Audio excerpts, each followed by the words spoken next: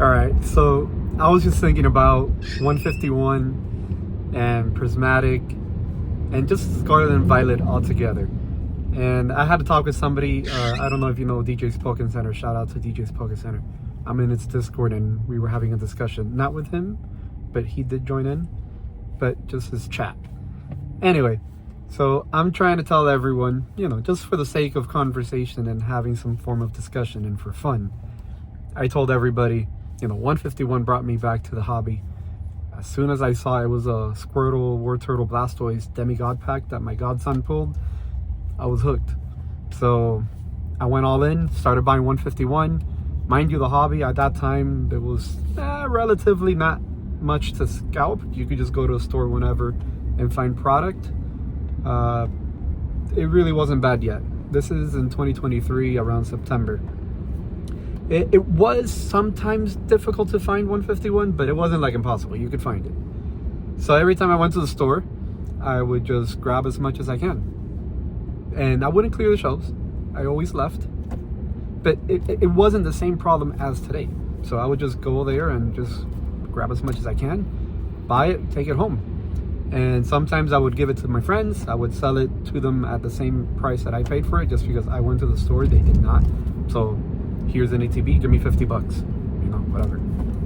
And nothing, I wanted to have as much as possible so I don't have to go to the store when I want to rip. I just wanted to have it in my house. So I had a whole bunch. And as time went by, we ripped over 1,000 packs. Well over 1,000 packs in the span of the 2 years that it's been out. But we bought more than we ripped. So I ended up with a lot of inventory, a lot of 151s sealed. They're not minty or anything, probably. Like, it wasn't with the intent of like investing. It was just the intent of just hoarding it and collecting the sealed, because I may want to rip next week, next month, next year, in 10 years, in 5 years, for graduation, for college, for whatever, just a birthday, Christmas, Santa Claus, whoever, whatever. I just wanted to rip packs 151 for nostalgia with my kids throughout years, and I'm talking years, decades, hopefully, and I wanted to have enough for that reason. Well, flash forward to today, that collection is worth a lot of money. I didn't see that coming, right? I started getting more of an idea as time went by, but I really didn't see that coming. Mind you, I just got into the hobby for collecting, not really investing.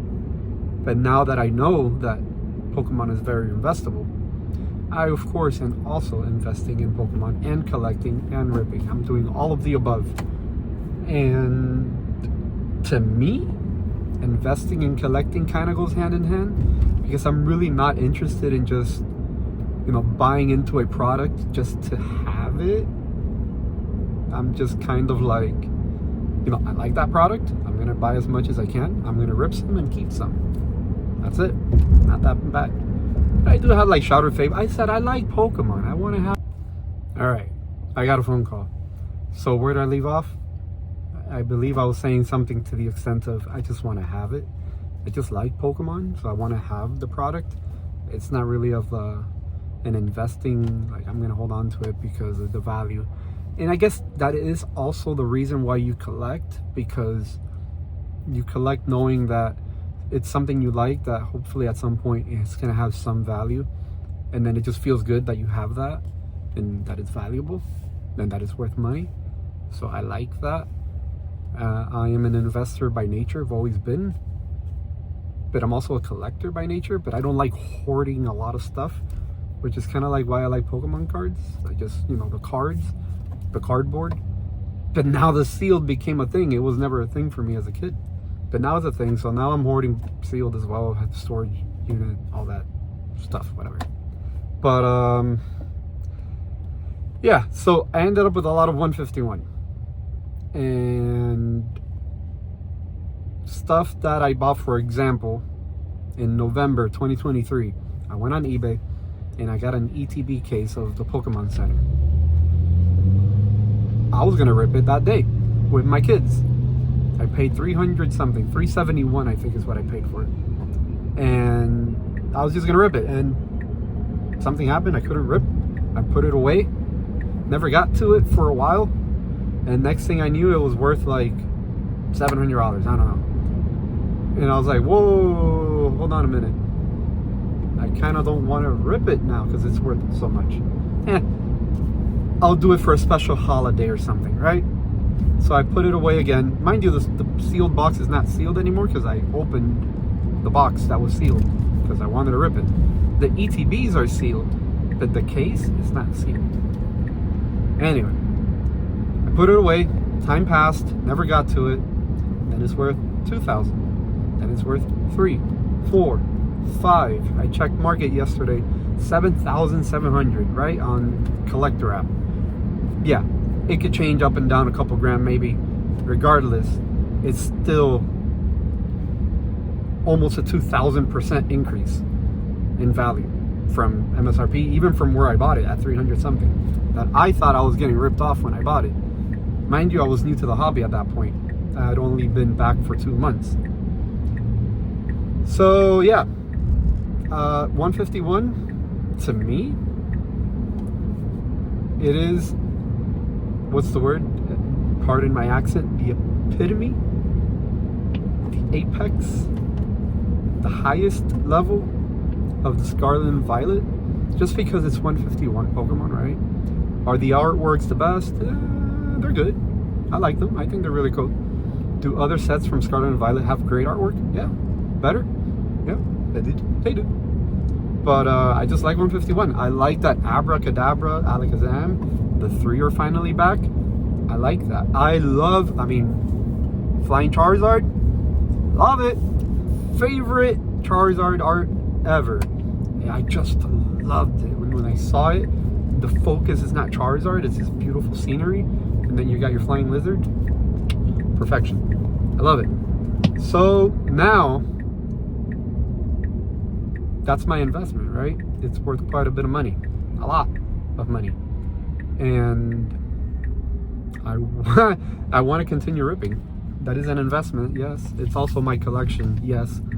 And it's also gonna get ripped. I want to rip it. I will always rip 151 when I feel like it, for a special event, for a special something, because the value of what it's worth monetarily is nothing in comparison to the value that it has with my kids and my nostalgia, and it's an emotional set for me. I love 151. Prismatic, I like it. It has some attachment because my daughter's name is Eve and Evie, and so there's a big link right there, and she loves all the evolutions, and we've ripped some, good amount of Prismatic, and we have one UPC left that we've never ripped. The UPC, we have it there to rip. My buddy hooked me up and sold it for MSRP. So we have that. We've had it for over a year. We just haven't gotten to it. Or a year, whatever it came out, we've had it that long. And we just haven't gotten to it because that's how we roll. We're not in a hurry to rip in degeneracies. We're just here to have a good time and enjoy the hobby. We rip packs here, we rip packs there. Sometimes we do 20, 30, 50 packs. Sometimes we do 3 or 2, 1, who knows? So yeah, I do consider Prismatic an Apex set as well. The Sunbreon, Umbreon, is just, I want to say modern days Moonbreon, ironically, but Moonbreon is still modern. So I'm not one to talk because I'm not really familiar with all the sets and Pokemon cards. I'm an old school, like I know Gen 1, I know like base, fossil, base, jungle, fossil. That's it. I miss Team Rocket. I was already in high school. I was like, whatever. But now that I'm back, I'm just reliving my nostalgia. I really enjoy it. And 151 is everything to me. And like me, a lot of boomers like myself came back because of 151. And that's just a fact. And 151 is just special, period. And a lot of the people that came back from from the grave, so to speak, us boomers, we are inclined to have a little bit more money, a little bit more money than your average 20-year-old, right? Maybe even 30-year-old. So we are also likely more established with our careers, businesses, etc. So, we brought a lot of money into the hobby, a lot. And with that, we brought a lot of attention to the hobby. With that, we also brought Wall Street into the hobby. That didn't happen because of 20-year-olds. Wall Street is happening because of 30, 40, 50 plus year olds, right? But I'm going to say mostly in the 40-year-old range is where the big Wall Street interest is. And that's big money, right? Wall Street is big money, but also if it's, let's say, really like in the 40s to 50s range, like the majority of the money, they have at least 20 to 30 years time horizon where they could really hold this product and just diamond hands, as they say, just diamond hands for a very long time. And it's just going to go in a vault and it's not coming out, period. So yeah, will Prismatic be there? Yes. Will Twilight Masquerade be there? I'm sure. Shrouded Fable? Yep. Name a set, it'll be there because now it's affecting the entire Pokemon hobby.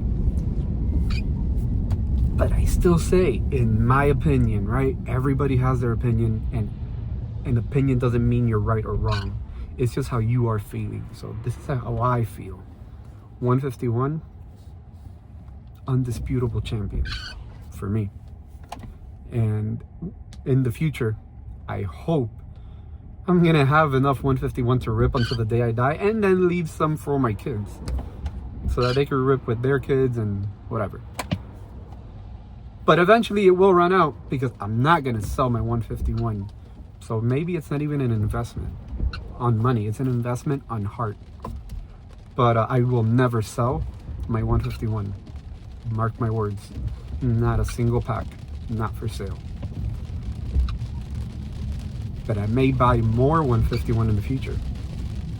If I run out, or if I'm getting FOMO, that, I kind of want to have more. So I'm going to buy more.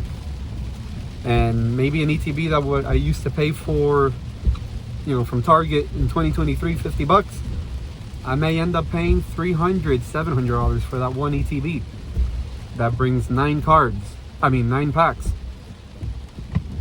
90 cards. And then just rip that with my grandchildren one day. And call it a day. Maybe it's worth $1,000, whatever. That's like a big Christmas present. Just spend the grand, get that ETB, and enjoy the heck out of it. That is if I run out, right? Or if I don't feel like ripping my own personal collection. But look, like myself, that I'm going to continue ripping it because of the emotional attachment to it. There's going to be other people that are going to do the same throughout the years. This is where I'm going with this.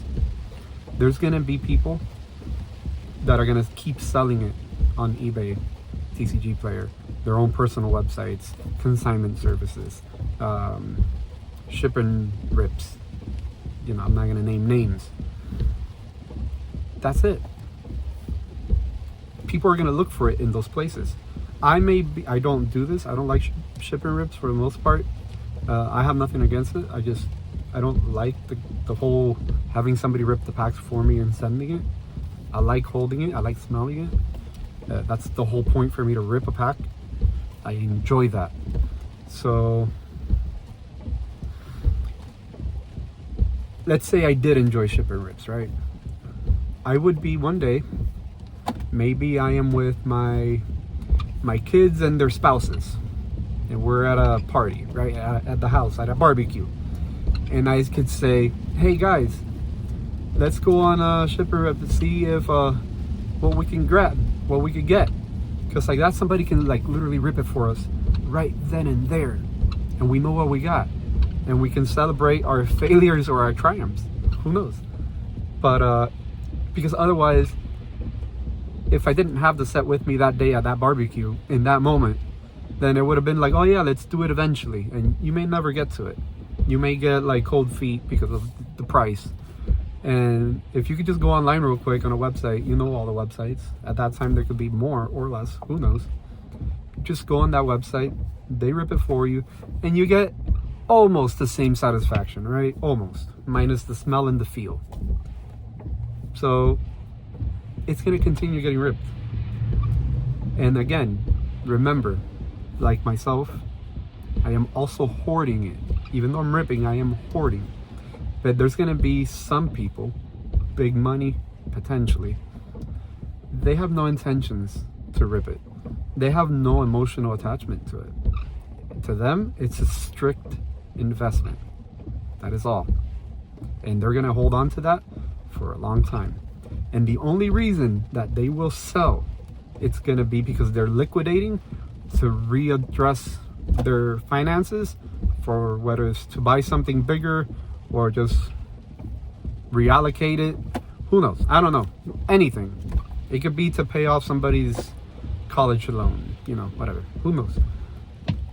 My point is, people are not going to sell it. Those people, big money, it's not going to sell for a very, very long time. It is in a vault, so to speak, and literally, maybe. It is just not going to be sold by them. So it's going to be a perfect storm of people with diamond hands holding and people that are just not paper hands, that just have a lot and they want to rip like I do throughout years. So it's going to become the sealed product, right? The seal is going to become more scarce, and it's going to become more valuable because the demand is always going to be there for 151. I don't know if for Twilight Masquerade it's always going to be there. I have no idea, but I'm pretty sure it's going to be there for 151, and probably for Prismatic as well, right? So that's just how I feel about it. Just wanted to make a little video on it. The discussion went a lot deeper than all this, but you know, whatever. I think this is fine. I hope you enjoyed it. Please let me know. Start a discussion. Jump in here and let me know. Please, my kids read the comments, so be nice. And they have friends that come in here and read the comments as well. So let's be nice. These videos are for everyone. They're not meant for kids, but they are for everyone to enjoy. Okay? Appreciate you all. Peace.